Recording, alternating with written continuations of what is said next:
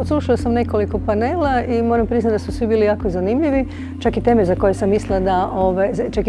sam mislila da me neće zanimati. Jedna od njih je cyber security. Bila je vrlo je u stvari bila važna i svratila je pozornosti na male tvrtke kako i ja sama imam. I važnost toga, pored toga je gospodin Dumović rekao jednu prekrasnu izjavu, a to je da mi svi trebamo vratiti društvu puno više nego što smo od društva uzeli.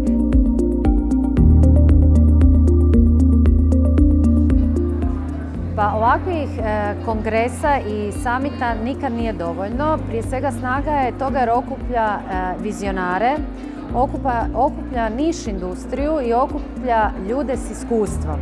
Ljude s iskustvom u real time-u, u onome zaista što se događa. I okupiti na takvom jednom mjestu vizionare i ljude koji zaista rade taj posao je jačina ovog našeg tu okupljanja.